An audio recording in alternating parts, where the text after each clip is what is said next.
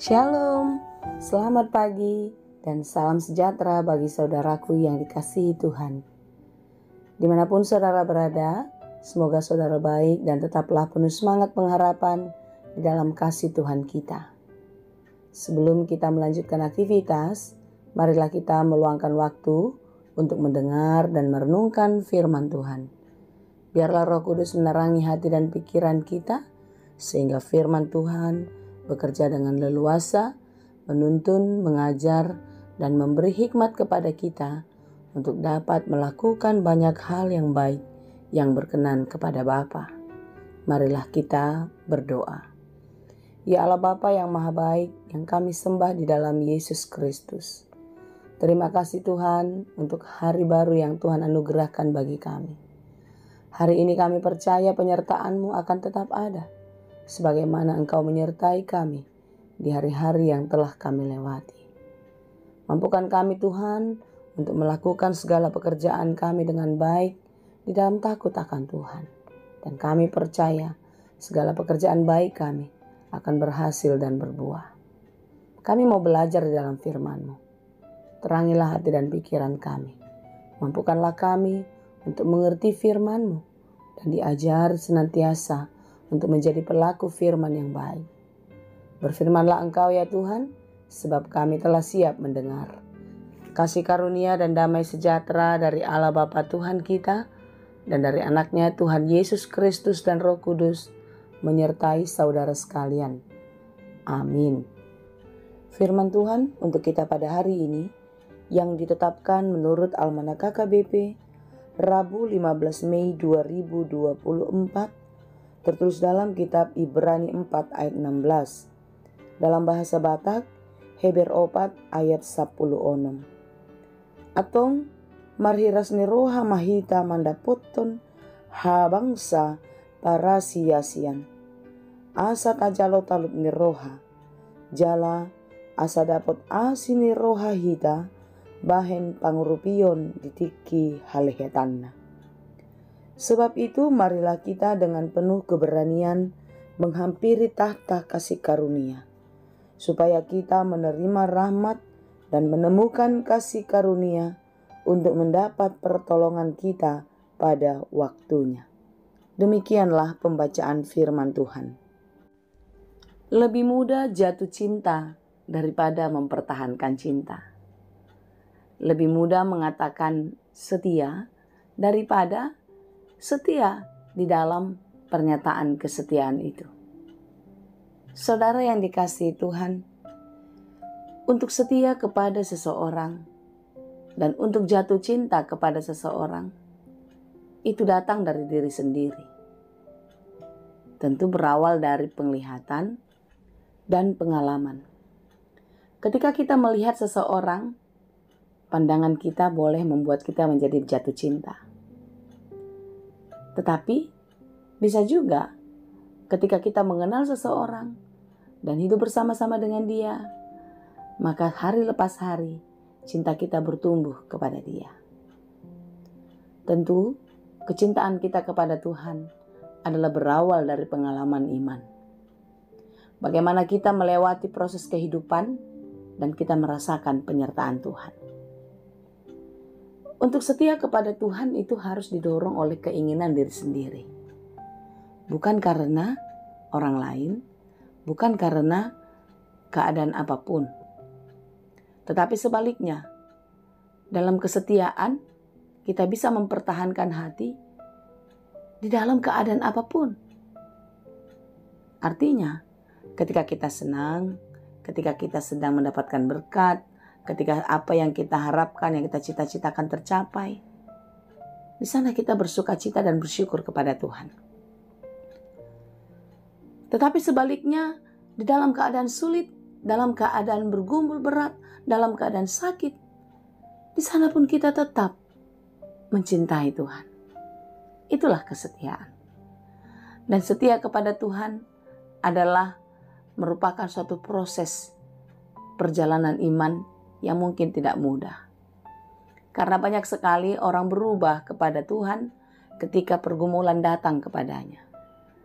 Ketika hidupnya susah, sakit penyakit tak kunjung datang, pergumulan berat, sehingga begitu banyak pencobaan.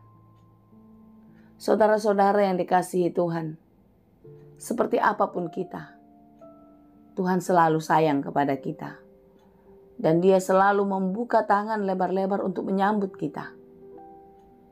Tuhan Yesus berkorban untuk kita. Dia tetap setia, seperti apapun kita. Oleh sebab itu saudara-saudara yang dikasihi Tuhan, marilah kita mengimani Yesus Kristus yang berkorban yang begitu besar untuk kita, supaya kita beroleh keselamatan, supaya kita beroleh warisan kekal yang telah disiapkan Allah bagi kita, yaitu kerajaan surga. Di sana tidak ada susah, di sana tidak ada penderitaan, tidak ada ratap tangis dan kertak gigi, melainkan sukacita dan damai sejahtera yang abadi. Oleh sebab itu saudara-saudara, renungan kita pada hari ini mengajak kita untuk tetap terarah kepada Tuhan, kepada Yesus Kristus, sumber kehidupan. Dialah yang menjadi imam besar, imam agung, yang menyatukan kita dengan Allah, yang telah menjembatani hubungan yang telah rusak menjadi mesra kembali. Dialah yang berkorban untuk menebus dosa-dosa kita. Oleh sebab itu, saudaraku yang dikasihi Tuhan, tetaplah beriman yang teguh kepada Tuhan kita, kepada Yesus Kristus anak Allah. Sebab Dialah imam besar yang juga menjadi pribadi yang tetap merasakan, yang tetap mengetahui apa yang terjadi dalam hidup kita. Dia merasakan kelemahan-kelemahan kita.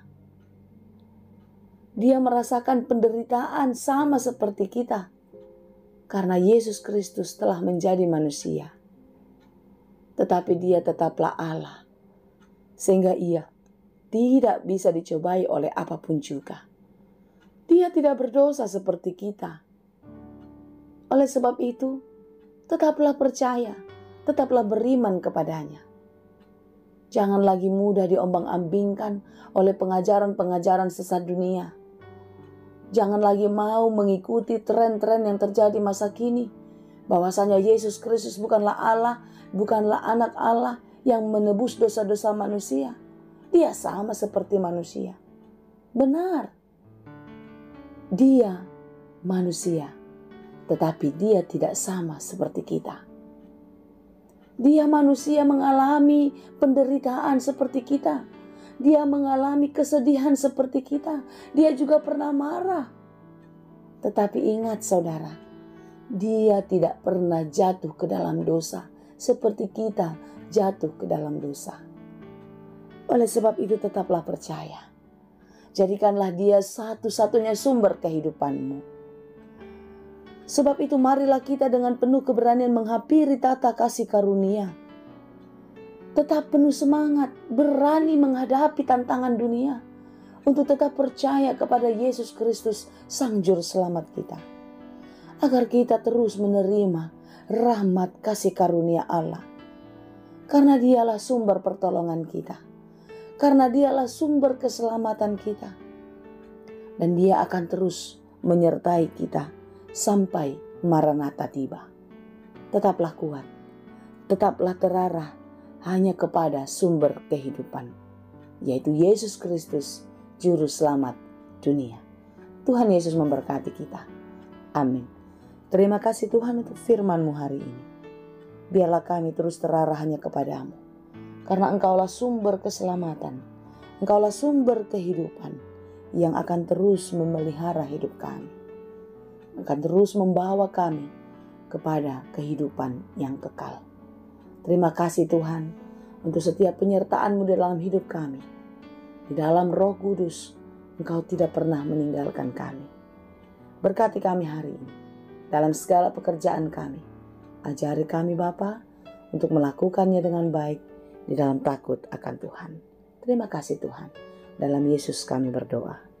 Anugerah Tuhan kita Yesus Kristus, kasih karunia Allah Bapa, dan persekutuan Roh Kudus, itulah kiranya yang menyertai dan memberkati kamu sekalian. Amin.